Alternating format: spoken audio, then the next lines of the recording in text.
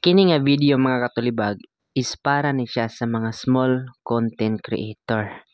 Dili hadlang ang inyong mga Android phone para mahimong sikat nga content creator. Okay ra og dili branded imong cellphone. Basta branded ang imong content. Paminawa ang istorya ni Kuya Rinan. Kuya Renan, halata na Android phone ka pa rin ang gamit. Million views ka naman. Maliit ba sahod mo? First things first, yes po. Totoo na naka-Android phone lang ako. And pangalawa is hindi ko makita kung ano yung problema sa paggamit ng Android phone. Hi, ako si Kuya Renan. Tambay ako pero marami yung pangarap. Pangarap po yung mama na walang ginagawa at kung paano gagawin yon. Hindi ko pa rin po alam. So I never thought I'll be making a video regarding this kind of comment. Just to clarify, don't consider this comment as something na bashing or hateful. So feeling ko hindi naman siya pambabash or something. I think he or she is just stating the obvious. Pero why am I making this video?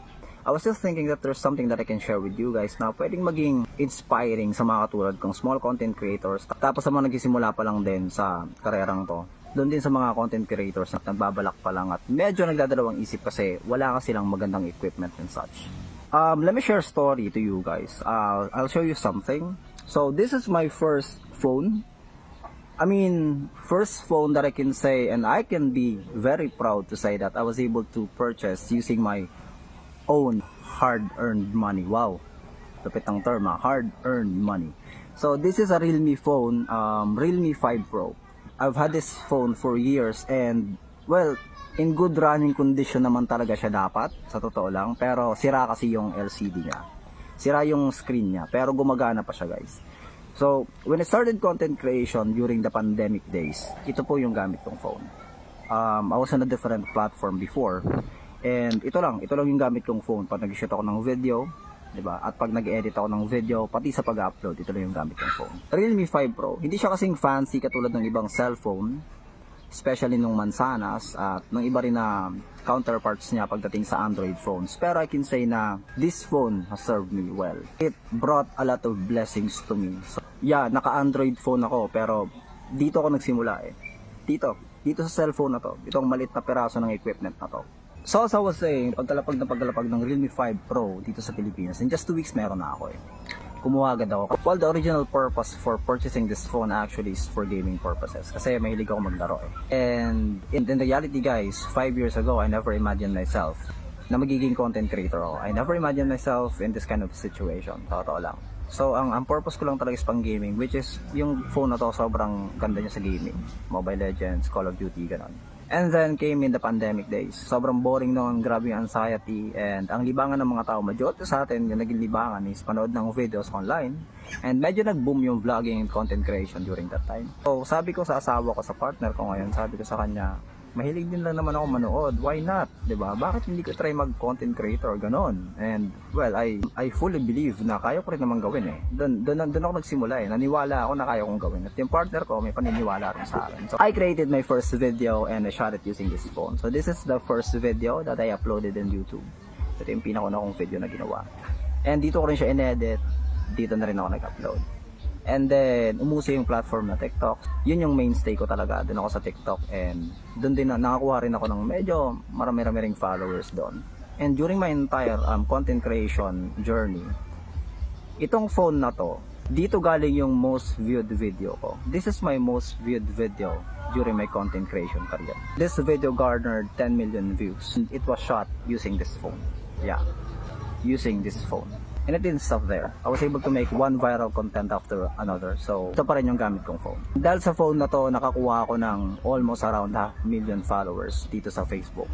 When the time came na monetize ako sa Facebook and I was able to earn money, I decided to go for an upgrade. Most people are saying na, Kuya, kuha ka na ng maganda equipment, Kuya, kuha ng Mansanas phone, Kuya, kuha ka ng professional camera, laptop na pang edit, kung ano-anong fancy stuff para sa video and content creation. Kasi in my current situation, it's not just practical kasi may pamilya akong sinusuportahan eh. Kailangan kong paghati-hatiin yung mga priorities ko.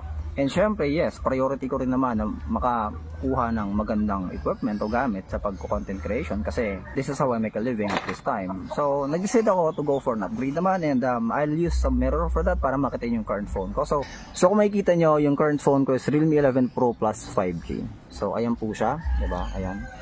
Don't mind the stickers sa likod kasi dinikit po yan ng anak kong 3-year-old na babae. So, Sa tingin nyo, medyo makalat o madami tingnan, pero para sa akin, that's one of the few treasures that I have in life.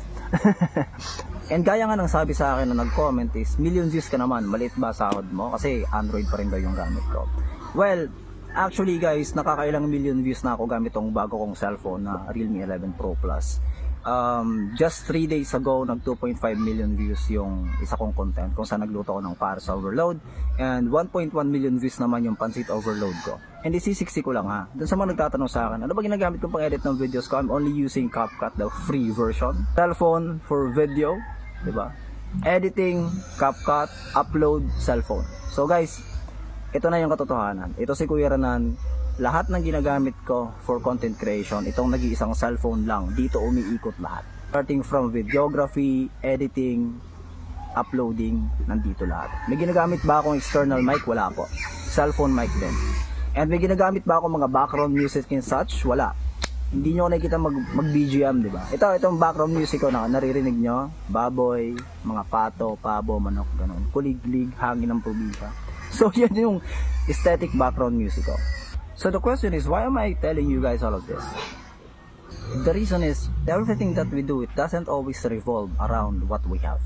Well, aminado naman ako na in content creation, a good equipment is a must. So kung nagsisimula ka pa lang, baby steps, you have to be practical. Hindi pwedeng ipipilit mo isang bagay kung hindi mo kaya. And one thing na dapat nyong matutunan dito sa mga sinasabi ko is, you have to make most of what you have. Guys, hindi lahat ng oras nakadepende yan sa tools na meron ka.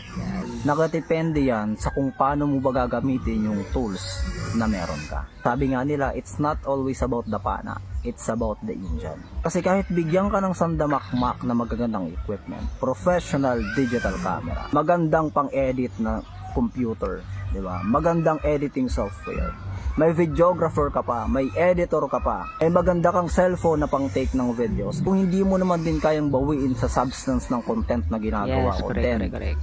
Wala pa rin mangyayari guys. Kasi isa to sa mga nababypass ng ibang content creator at ibang aspiring content creator Iniisip nila pag magko-content creation ka, dapat kukuha ka muna ng magagandang equipment. Hindi siya necessary, lalo kung baby steps ka pa lang. Hindi kung dapat saan kayo nag-focus sa klase ng content na gagawin mo. Kapaki-pakinabang ba yung content na gagawin mo? Well, sasabihin ko, hindi pa naman ako nasa ganong posisyon para magsalita ng ganito. Pero gusto ko lang sabihin sa inyo na, hindi porket wala ka maganda equipment, hindi naaarangkada yung karir mo dito sa content creation. Pag nagkukulang ka sa isang factor, bawi ka dun sa iba. And in my case, I'm trying to make up dun sa kulang ko ng fancy equipment sa paggawa o sa pag-try na makagawa ng content na may substance, mapaki-pakinabang, yung may something na makukuha yung mga viewers ko. And lastly is, hindi ko pa rin talaga maintindihan kung bakit andito pa rin yung never-ending argument kung ano ba yung mas maganda, Android or yung Manzanas type na cellphone. Guys, huwag kayo masyado mag-focus kung alin ba yung mas magandang piece of equipment. If it gets the job done, then that is what matters. Uulitin ko, wala sa pagandahan ng equipment yan. Nasa kung paano mo gagamitin yung equipment na meron ka. And uulitin ko rin, hindi porket nagme-million followers tapos million views yung isang content creator, automatic mayaman na. Hindi po ganun yun. Hindi po ganun kalaki yung sahuran dito. Unless multi-platform ka na napakarami mong followers, tapos per upload mo ay talagang umaabot ng 5 million views, yayaman ka talaga doon. Or unless magpo-promote ka nung Galsu. Pero kung hindi naman, then sasabihin ko sa inyo, kung iniisip nyo na pag nag-content creator kayo, yayaman kayo agad, magkakakotse ka ng marami, malaking bahay, maraming chicks. Wait lang, bakit nadama yung maraming chicks? Hindi yung kasali. So ayun, kung iniisip mo na pag ikaw dumami yung followers mo tapos viewers mo dito sa social media, iniisip mo na bigla ang yaman ka, again guys, hindi po ganun. Hindi ganun yung nangyayari. Unless gagawa ka ng mga bagay na hindi ka pakipakinabang para sa kapwa mo, din pwede, di ba? Magpo-promote ka ng mga alam niyo na, di ba? Pero kung aasa ka lang sa kita mo rito, well, wala talaga.